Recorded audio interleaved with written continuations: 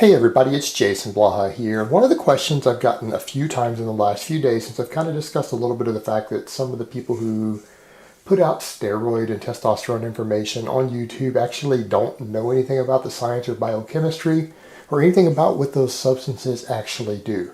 Now I'm doing this really as an informative video. I'm not telling anybody that they should use these things. In fact, they might even be legal in your country. And so this is just a general education discussion. And it's just a discussion about science and other things going on here. Because the dark ages of this are well over. This isn't the 1990s anymore to where people speculate all these things.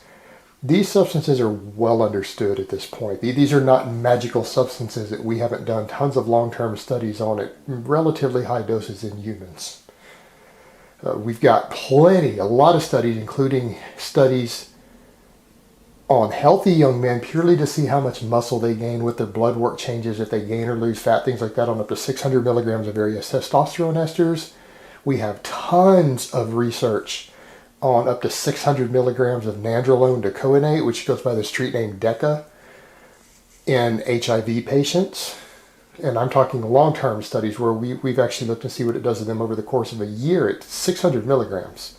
We've got studies, again, on AIDS patients of up to 150 milligrams of oxymethylone a day, which is over a gram a week, with extensive amounts of blood work done around it and muscle biopsies.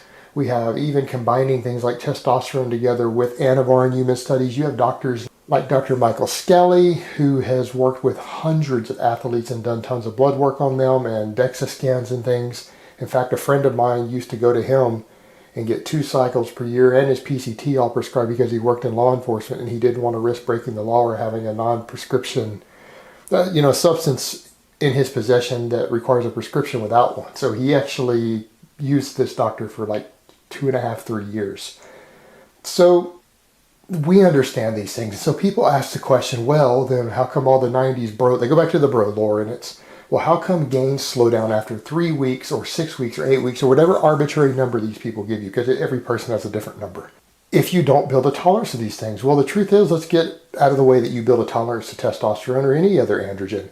The reality is, we know that in human beings, in Homo sapiens, that androgen receptors, particularly your androgen receptors in your muscle tissue and even in a lot of other tissues, upregulate with the dose over time. So in fact, if someone is on a supraphysiological amount of these hormones for extended periods of time, the amount of androgen receptors that they have actually increases to compensate with the dose.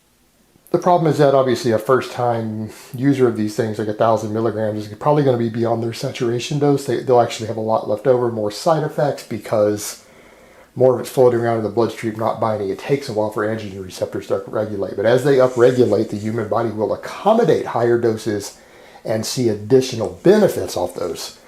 But the reason the gains themselves seem to slow down, well, the receptors don't desensitize. We know they don't. So why do gains slow down?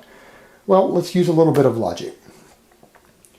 We know from 20-week long studies on healthy young men who lift weights, there's been at least 6 or 7 of these done over in California by endocrinologists, that up to, say, 600 milligrams of testosterone per week approximately doubles the amount of muscle they gain per month compared to the control groups who weren't on any anabolics. All right, so they gained twice the amount of muscle they do every month. Well, you as a natural lifter, and even for those of you who aren't natural, you were natural at one time. I'm going to assume most of you didn't just start putting drugs into your body the first day in the gym. You gained muscle, and as you got bigger, your gains slowed down. In fact, if you've been training more than 6 months, they slow down. You've been training more than a year, they slow down. And eventually you get to the point where as you gained more muscle and got bigger, every month that you trained, you were able to gain slightly less muscle mass no matter what you do. So that being said, if a given dose of a given drug doubles the amount of muscle you gain, but you gain a fair amount relatively quickly, what's going to happen? Well, if you're only doubling what you were able to gain naturally per month and you're slowing down because you're getting bigger, obviously your gains are going to slow down because you packed on 5 or 8 pounds of extra muscle now, which for a natural lifter might be a full year's worth of work. And you've done that in a couple of months. Well, guess what? You're now a year more advanced after 2 months. Therefore, you're going to gain muscle slower even with the same amount of stimulus, even with the drugs. Now, the next factor, number 2 factor why gains seem to slow down, is the same thing. A lot of lifters, the majority of bros, the majority of bodybuilders do not know very much about training programming or advanced training protocols. So when they go on drugs, they get more advanced, but they don't have the knowledge base to go with it. They don't know how to train to push past plateaus. They don't know how to train to get past points where they slow because they don't have an extensive knowledge of training, programming, and training protocols. They don't understand how the body responds and adapts to training because they read magazines and talk to other bros and bullshit. They don't know the science. They don't know what professional coaches with masters and PhDs write for their athletes. They have no idea. So accordingly, they stall because they get more advanced. They reach a stumbling point and they'll tend to stall because they don't know how to train around it or how to change your training appropriately. So that's another reason that as soon as you gain a big burst of muscle on these substances, you slow down. So we now have 2 different overlapping factors, and that's not all of it. There is also a third factor.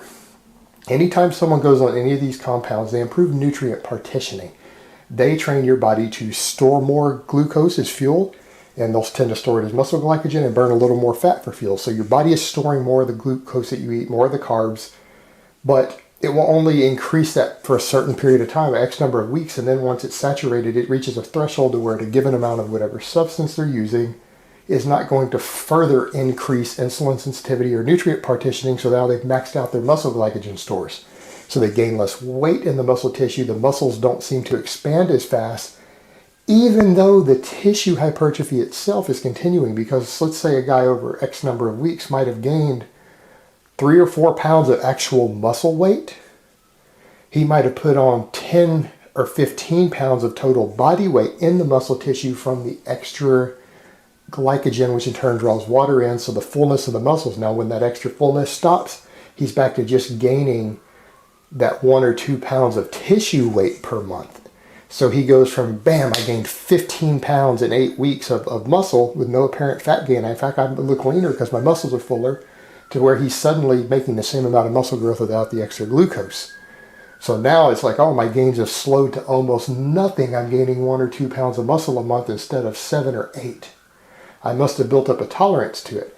And this is true even of the drier substances out there, the ones that do not cause you to necessarily bloat, things like trenbolone, Anavar, those substances, they still cause intramuscular water storage through nutrient partitioning and glucose storage and glycogen storage. So what happens then, the guys come off of it, they cycle off, they say, well, I lost some of my gains. Well, no, you've lost a lot of the transient storage factors. You'll keep, if all things go right, you'll keep the muscle for a while. And then they take a break and then they go back on, bam, they gain that intramuscular water weight again. They put on that extra 8 or 9 pounds of glucose that they didn't have before in the muscle tissue, and then the muscle gains restart again at that slow rate. But because they saw that rapid change immediately, aha, see, I've resensitized them, and the receptor just needed a break. When in reality, all they did was they lost the extra intramuscular water, and then they regained it when they went back on. But people are taking that as a desensitization when it's actually not. So for the people who are asking the question of, well, Jason, if you're saying the body doesn't build a tolerance to testosterone, and it doesn't, we know that it doesn't, medically speaking, and physiologically speaking, why do the gains tend to slow down after X number of weeks at whatever you happen to be on? Well, I just gave you 3 separate answers, all of which will answer the question in and of themselves, and up to all 3 of them can be a factor for the same individual, and those are all logical and make sense when we know that the other is provably false. The idea that it's receptor desensitization, well, the reality is we know that that doesn't happen biologically. So you can throw that one out because we've disproven it, and then you have 3 other very, very viable logical explanations that can individually, each one of them, account for it as a separate explanation. All right, guys, that's really all I have to say on that today. I hope it has been informative, and I will talk to you guys next time. But let me give you guys a bicep shot before I go. Oh.